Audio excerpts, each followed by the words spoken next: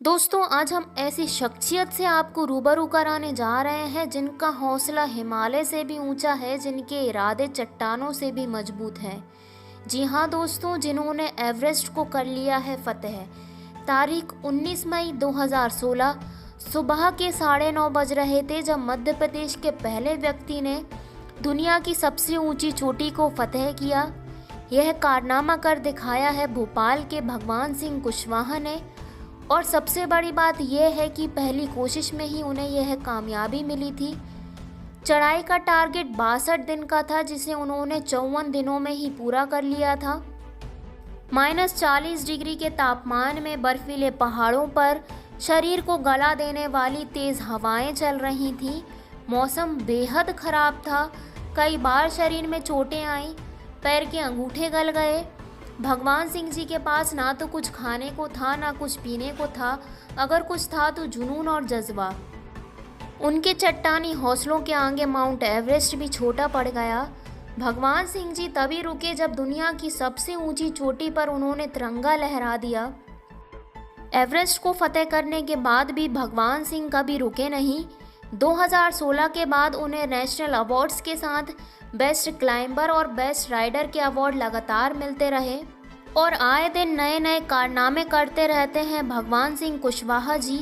तो आइए उनके संघर्ष की कहानी हम उन्हीं से जानते हैं। तो दोस्तों, मध्य प्रदेश के पहले एवरेस्ट विजेता भगवान सिंह कुशवाहा जी हमारे साथ हैं। Thank you so much sir. Thank you ma'am. Sir, बहुत प्राउड फील हो रहा है आज आपसे मुलाकात करके हमें। अभी तक तो सिर्फ हमने न्यूज़पेपर में सुना था या पढ़ा था, पर ऐसा कभी नहीं सोचा था कि कोई ऐसा व्यक्ति जो दुनिया की सबसे ऊंची चोटी को फतेह कर चुका है, उसके साथ हम इस तरह से बातचीत कर पाएंगे। तो sir, thank you so much. बहुत सारे सवाल हैं हमारे मन में जो हम आपसे पूछना चाहते हैं, तो समझ नहीं आ रहा कहाँ से शुरू करें, लेकिन सर शुरुआत तो करनी ही है। तो सर, सबसे पहले हम यही पूछेंगे कि कैसे आपको इतनी सारी इंस्पिरेशन मिली, कैसे आपको इतना सारा मोटिवेशन मिला कि आपने एवरेस्ट को फतेह करने का सोचा। बस मैडम यही थी कि अपने देश के लिए, प्रदेश के लिए कुछ हटके करना है। एक छोटी सी सोच थी मेरी। मैं भी जब छोटा सा था ग्वालियर में ग्राउंड में बैठा रहता था। जब कोई हमारा गेस्ट आता था 2-2 घंटे तक धूप में बैठे हुए हैं। जब वो आता था लेक्चर देता था, कुछ साथी थी कभी ऐसा सोचते थे मैं ऐसा कब बनूंगा कि मैं ऐसे आऊँ और लोग मेरे लिए ताली हो जाए। सबसे पहले इतनी छोटी सी सोच थी, और वो इतनी सी छोटी सी सोच देखो मेरे को इतना ऊपर ले गई। मैं आपको अपना एक बैकग्राउंड बताऊँ। मेरे पिताजी मिठाई का ठेला लगाते थे, और मैं उनके साथ ठेले पे जाता था, और पुलिस वाले हमको पैर भी मारते थे, हमारा ठेला उठा ले जाते थे। वह उसके बाद भी मैंने कभी हिम्मत नहीं हारी, नहीं अपने को कुछ ऐसा करना है जो प्रदेश में अभी तक किसी ने नहीं करा, समझे। और वो चीज़ के लिए मैंने अपना ग्वालियर घर छोड़ा, शादी नहीं करी, समझे, और मेरी पूरी लाइफ इसी चीज़ में निकल गई बस कुछ करने के लिए।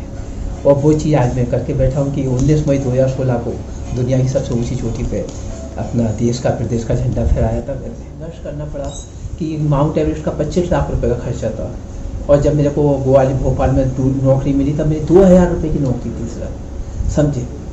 जो सोचता था कि कब 25 लाख रुपये खर्चे होंगे, कब मेरा ये सपना पूरा होगा, कब मैं अपने प्रदेश को माउंट एवरेस्ट तक पहुंचा पाऊंगा कि नहीं पहुंचाऊंगा। मैं फिर भी मैंने कभी हिम्मत नहीं मारी, अपने आप से बात करता नहीं भगवान सिंह तो मेहनत करो, एक दिन तुम्हारा भी दिन आएगा।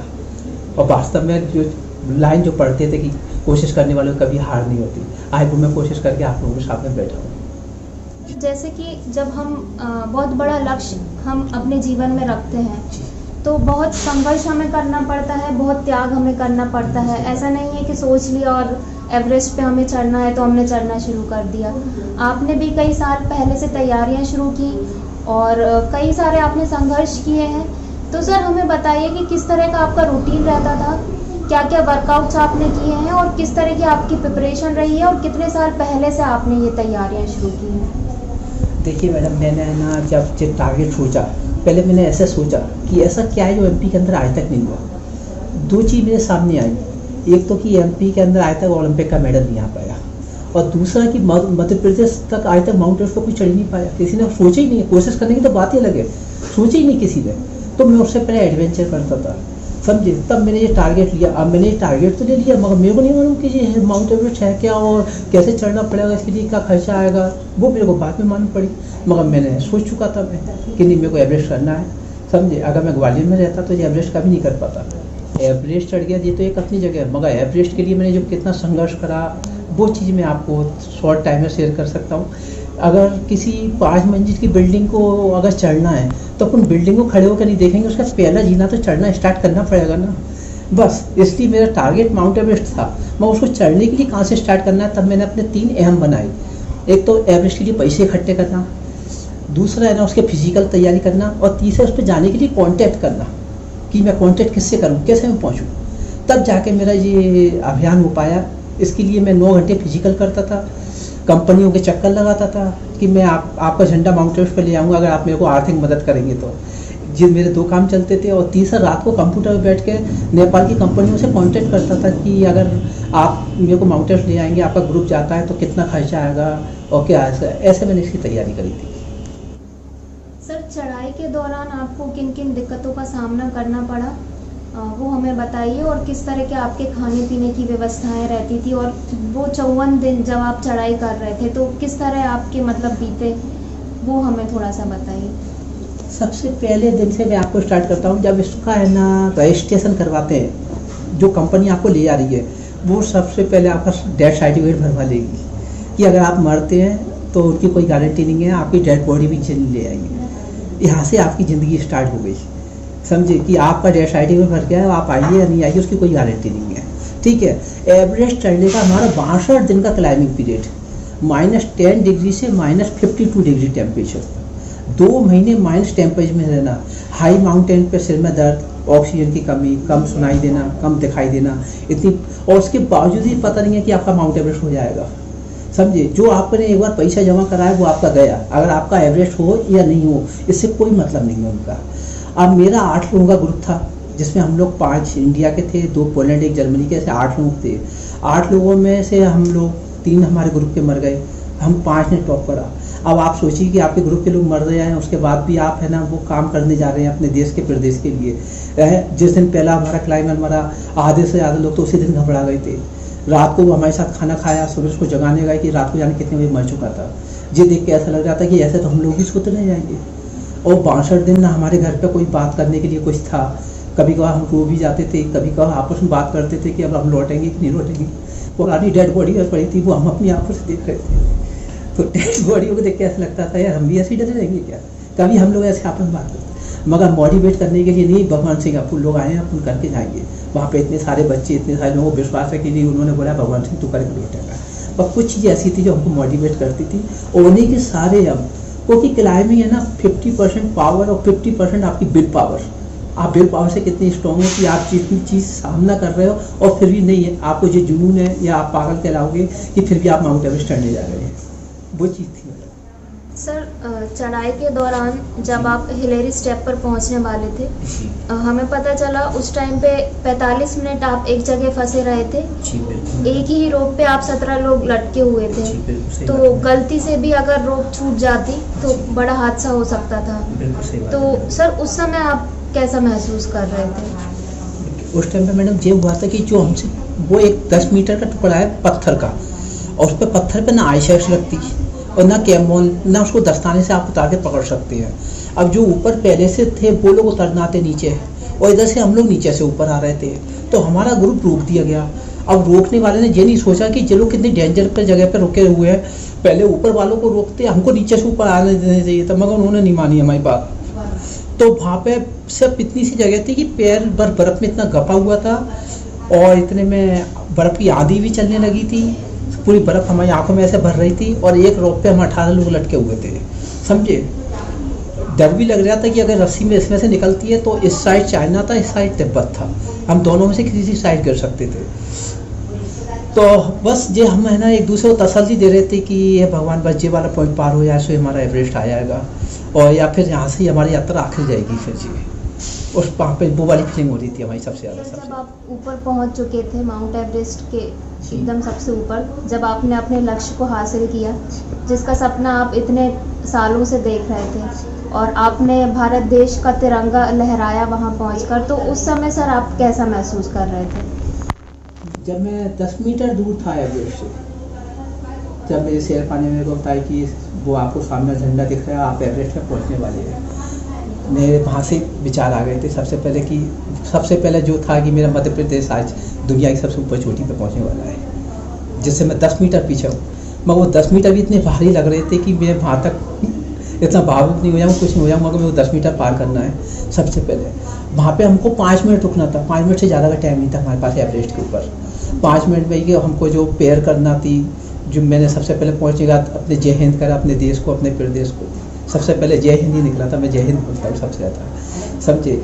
उसके बाद फिर मैंने अपने गॉड का नाम लिया, जो लिया समझे। फिर मैंने अपने बैग में से निकाल के अपने देश का और अपने प्रदेश का दोनों फ्लैग फैलाए थे वहाँ पे, और राष्ट्रगान भी करा था मैंने थोड़ा सा अपना वहाँ पे, समझे। उसके बाद इन शेरपा ने बोला अब चलना है, तो जितना चढ़ाई में नहीं लगा उससे ज़्यादा डर उतरने में लग रहा था मेरे को, मैं सही बताऊँ आपको, क्योंकि जितने भी क्लाइंबर है ना, उतरते समय ज़्यादा मरते हैं वहाँ पे। तो मेरे को इतनी ज़्यादा खुशी है ना, ये नहीं हो रही थी कि मैंने एवरेस्ट फतेह कर ली, बस पहला ये कि मैंने मध्य प्रदेश को माउंट एवरेस्ट तक पहुँचा दिया।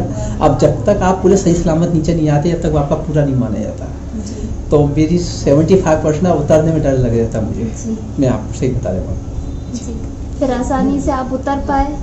नॉर्मल उतर रहे थे एकदम, इतने खुशी भी जाहिर नहीं कर रहे थे कि हमने एवरेस्ट फतेह कर लिया। फिर हमको जो चौथे बेस कैंप पे आना था, तीसरे बेस कैंप पे आना था, तो इधर से हम 3 दिन से लगातार चढ़े हुए थे। 2 दिन बाद हम ना नीचे चौथे बेस कैंप पे पहुंचे एवरेस्ट के बाद। उसके बाद जब वो मेरा पैर देखा था इतना सूजा हुआ था, उसको जब जूते को काट के चाकू से निकाला गया, तो जब मोजा उतारा तो मेरी 3 उंगलियां और एक अंगूठे का मांस मुझे के अंदर ही था। वो चीज़ ऐसी थी मेरी, समझे। उसके बाद भी फिर मेरे को अभी तीसरे बेस कैंप और चौथे बेस कैंप पे वापस आना था, तो 6 दिन तक तो मैं वो जूता काट के ना ही आगे से पंजे को ड्रेसिंग करके ना ही, फिर 6 दिन तो ऐसे उतर के आया था मैं वहाँ पे। तब वहाँ से मेरे शेरफा ने मेरे से बोला था, भगवान तेरा तो पैर चला गया, वो तो ऐसे बोलता है नेपाली भाषा में। तब भी मैंने वहाँ पे 2 लाइन बोली थी मैं कि हमारे देश के लिए तो लोग जान दे देते हैं, मैंने अपने प्रदेश के लिए अंगूठा दिया तो क्या हुआ। सर, ये आपने बिल्कुल साबित किया है कि अगर हौसले बुलंद हो तो दुनिया का हर काम हम कर सकते हैं, और ये बखूबी आपने किया है। सर, हमारी देश की युवा पीढ़ी के लिए आप बहुत बड़ा एक इंस्पिरेशन है, बहुत बड़ा मोटिवेशन है आप। तो हमारी देश के जो युवा हैं उनको आप क्या संदेश देना चाहते हैं, खासकर जो पर्वतारोही हैं और जो लोग माउंट एवरेस्ट पर चढ़ने का सपना देखते हैं? ये जो गेम है माउंटेनियरिंग करना, अगर आप ग्राउंड में कोई फॉल करते हैं तो आपको रेफरी कार्ड दिखा के बाहर कर देगा। आपको कोई भी गलत काम करते हैं तो आपको वार्निंग दी जाती है, मगर हमारे साइज से खेल में अगर आप कोई भी गलत काम करते हैं तो सीधे आपकी जान जाती है, समझे। इसमें सियाई से खेल में ऐसा है। और शॉर्टकट कभी ईमानदारी रास्ते का होता नहीं है, आपको मेहनत नेचुरल करना पड़ेगी, समझे। साहसिक खेलों में मैडम ये है कि अगर आप सक्सेस हो गए तो तालियां, और बेकार गए तो गालियाँ, दोनों चीज़ें होती हैं इसके अंदर, समझे। युवा पीढ़ी से मैं ये कहूँगा कि आप अगर जो आपका लक्ष्य है, हमारे अब्दुल कलाम जी कह के गए हैं कि सपने वो नहीं जो आप नींद में देखते हैं, बल्कि सपने सच करने के लिए नींद नहीं आती, समझे। तो अगर आपका कोई भी टारगेट है, उसको अगर आपको जुनून है, उसको पूरा करना है, तो फिर आप है ना, क्योंकि मोबाइल और टीवी तो आज भी और कल भी रहेगी, मगर आपकी ज़िंदगी का डेली एक दिन कम होता जा रहा है, वो वापस नहीं आने वाला। अगर आप इस टाइम पे आप अच्छी मुकाम पे खड़े हो जाएंगे तो फिर लाइफ तो आप अपने आराम से जी सकते हैं। इसलिए आपका जो भी लक्ष्य है उसमें मेहनत करिए, आगे निकलिए, कोई शॉर्टकट अपनाने की कोशिश मत करिए। कोई किसी को सफलता 2 महीने में मिलती है, किसी को 2 साल में मिलती है, मगर मिलती जरूर है। मैंने देखो 6 साल इंतजार करा, कभी हिम्मत नहीं आ रही, मगर देखो सफलता मिली। आज देखो एवरेस्ट चढ़ने के बाद मैं आपके सामने बैठा हुआ हूँ। मैंने कोई कभी शॉर्टकट अपनाने की कोशिश नहीं करी, बस इसी उम्मीद पर करता रहा कि मेरा भी एक दिन आएगा, और देख लो आज मैं आया हूँ उनके साथ। सर, आप एक साइकिलिस्ट भी हैं और कई बार आपको बेस्ट राइडर का अवार्ड भी मिल चुका है। और हमारे दर्शकों को मैं बता दूं कि भगवान सिंह जी भोपाल से भी विदिशा साइकिल से ही आए हैं। साइकिल से आए, सतधारा रोके और यहाँ विदिशा के एडवेंचर बाइकर्स जो ग्रुप है उनसे उन्होंने मुलाकात की। साथ ही मैं मुरारी गोयल सर का भी बहुत धन्यवाद करना चाहती हूँ, उनके कारण ही आज हम भगवान सिंह जी से मुलाकात कर पा रहे हैं। तो सर साइकिलिंग को अगर हम देखें तो आप हमारे दर्शकों को क्या संदेश देना चाहते हैं? मैडम देखिए, जब मैं भोपाल से ग्वालियर आया था तो साइकिल से ही आया था, ट्रेन से नहीं आया था। मेरे पास इतने पैसे नहीं थे। और आपको बताऊँ, अब दूसरी बात बताऊँ, एक साइकिल चलाने से मेरी आर्थिक बचत होती है, मेरे हिस्से का पॉल्यूशन नहीं फैलता और मैं फिट रहता हूँ, और मेरे हिस्से का डीजल नहीं होता, समझे। और हम लोग जो फिट रहते हैं वो एक अपनी जगह है। अब मेरा जो साइकिल के जो अवार्ड मिले, अब एक जो मैंने एवरेस्ट चढ़ा उसकी तैयारी भी मैंने साइकिल से चढ़ के ही करी है, समझी। मगर एवरेस्ट के बाद यानी कि मेरा एक आखिरी मिशन एवरेस्ट ख़त्म हो गया कि मैं उसके साथ अब कुछ नहीं कर सकता जी, नहीं। एवरेस्ट करने के बाद फिर मैंने दूसरा, मैं जब एवरेस्ट से लौटा मेरा 11 किलो बॉडी वेट कम हो गया था, मेरे पैर गल गए थे जिनका करीब 3 महीने ठीक होने में लगे। मगर जब इनका ऑपरेशन वगैरह हुआ वो मैंने 2 महीने रेस्ट करा था, उसके बाद से फिर मैंने साइकिल चलाना चालू कर दी। और जब मेरा एवरेस्ट हो गया उसके बाद मेरे को और एनर्जी मिली कि अब मैं आगे और भी कुछ कर सकता हूँ। तब मैंने फिर पैदल चलने में तो मुश्किल थी, तब मैंने साइकिल से पता करा कि दुनिया की सबसे ऊंची सड़क खारडूला ले है, वहाँ से अभी तक एमपी से कोई नहीं पहुँचा था साइकिल से। तब वो मिशन मैंने लिया और फिर 2017, 18, 19 3 साल लगातार वहाँ पे वो चढ़ाई करके आया हूँ कि जो लोग 1 साल में पूरी नहीं कर पाते, समझे। तब वहाँ पे मेरे को 3 बार बेस्ट राइडर का अवार्ड मिला। तो यानी कि मेरा एक एवरेस्ट हो गया और 2020 में भी फिर मेरे को कुछ नया करके दिखाना है, क्योंकि कुछ लोग बोलते हैं और कुछ करके दिखाते हैं जी। सर ये तो हम जान ही गए हैं बहुत अच्छे से कि आप शांत बैठने वालों में से बिल्कुल भी नहीं हैं। एक इतिहास तो आपने रच दिया है और साथ ही आप आगे क्या क्या नए कीर्तिमान स्थापित करने का सोच रहे हैं और फ्यूचर को लेके आपकी क्या प्लानिंग है? देखो मैडम, मैंने तो जो करना है कर दिया। आज जैसा गोयल सर है, आज इन्होंने मेरे को देख के इम्प्रेस हुए। आज इन्होंने जब विदिशा में साइकिल फैलाई है, आज इनको देख के 4 लोग आज 62 उम्र में जी इतना साइकिल चलाते हैं, तो युवा पीढ़ी को सोचो कितना करनी चाहिए। तो अभी अब हम लोगों तो ये काम करें कि हम जितना ज़्यादा लोगों को जागरूक कर सकते हैं, जितना पॉल्यूशन, जितना सफाई के प्रति और साइकिल चलाने के प्रति, अब तो वही काम हम करने में लगे हुए हैं, जिससे ज़्यादा से ज़्यादा लोग मोटिवेट हो, ज़्यादा से ज़्यादा आगे बढ़े और ज़्यादा इन चीज़ों को आगे बढ़ाते जाएँ। आज भोपाल से विदिशा, गुना जाने कितनी जगह जी चीज़ साइकिल फैलती आ रही है और सर को भी देखते सब लोग कितना आगे निकलते हैं, कोशिश करते हैं कि हमें भी सर जैसा बनना है, सर जैसी साइकिल चलाना है, समझे। और मेरे को भी आज सर के ग्रुप में आकर ग्रुप के लोगों से मिल के मेरे को बहुत खुशी हुई कि आज मैं इनके लिए एक आइकॉन था और इनके बीच में था। सर माउंट एवरेस्ट पर आप पहुँचे, आपने एमपी का झंडा वहाँ पर लहराया जाकर, इतना बड़ा रिस्क आपने लिया, आप हमारे प्रदेश का नाम भी रोशन करना चाहते थे। तो सर अगर हम देखें तो गवर्नमेंट की तरफ से आपको किस तरह के सहयोग मिले और आप क्या चाहते हैं कि गवर्नमेंट को और किस तरह से सहयोग करना चाहिए? जब एवरेस्ट चलो अभी तक मेरे से पहले किसी ने नहीं करा था, इसे मैंने इसका रास्ता खोला। अगर मैं एवरेस्ट चढ़ते समय उतरते समय मर जाता तो कुछ नहीं, 2 मिनट का मौन रखाया था एमपी गवर्नमेंट और कुछ नहीं होता, सीधी सी बात है। उसके बावजूद भी मैं ये चीज़ करने गया, कोई ये नहीं था कि मैं एवरेस्ट चढ़ाऊंगा तो मेरे को अच्छी नौकरी मिल जाएगी या 1-8 लाख रुपये मेरे को इनाम में मिल जाएगा, ये भी कुछ नहीं था। क्योंकि एमपी के अंदर साहसिक खेलों के अंदर कुछ है ही नहीं, ना कोई कोच की वैकेंसी है, कोई नगद पुरस्कार है, ना कोई अवार्ड है। बस अगर आप करके आया तो 2 ताली और एक गले में माला डाल दी जाएगी। क्योंकि इंडिया में ना आदमी की वैल्यू पहले नहीं है, मरने के बाद फिर चौराहे पर मूर्तियाँ लगाई जाती हैं, फिर चौराहे के नाम लिखे जाते हैं, और जब तक वो जिंदा है तो अभी तक देखिए 2016 से मैं एवरेस्ट चढ़ आया, आपको भी मालूम पड़ा ये वाली बात, और किसी को पता ही नहीं था। जिसमें कि पीएससी एग्जाम में मेरे 2 क्वेश्चन आए थे जी। 2018 के पीएससी एग्जाम में मेरा क्वेश्चन था है। मगर ऐसे लोगों को प्लेयर को मोटिवेट करने के लिए हम लोगों को जैसे आगाह करें, जैसे कि बच्चों को ये चीज़ लगे कि हमको भी ऐसा करना चाहिए, हमको भी देश के प्रति अपनी जिम्मेदारी समझना चाहिए, हमें भी कुछ अपने प्रदेश के लिए कुछ ऐसा करें जैसे हमारे नाम रोशन हो, हमारी फैमिली का नाम रोशन हो, हमारे ज़िले का नाम रोशन हो। मगर एमपी गवर्नमेंट ऐसा कुछ नहीं है। तो कुछ लोग है ना ये करने से पहले सोचते हैं, वहीं भी शांत हो जाते हैं। मगर एक हमें कि इतना संघर्ष करने के बाद भी ये चीज़ करके आते हैं।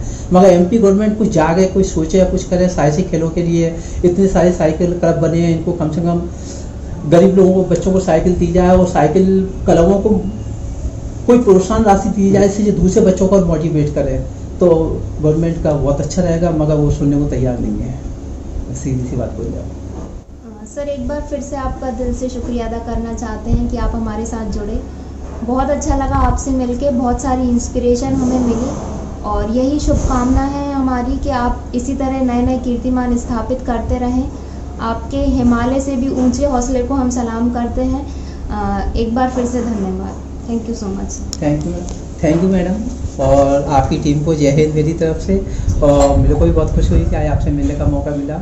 और मेरा जो भी वीडियो देखे हैं मैं उनको बोलता हूँ कि मेरी कहानी से अगर 10 लोगों में से 2 लोगों में भी अगर कुछ कर दी जाए तो मैं समझाऊँ कि मेरी मेहनत सफल हुई। जय हिंद।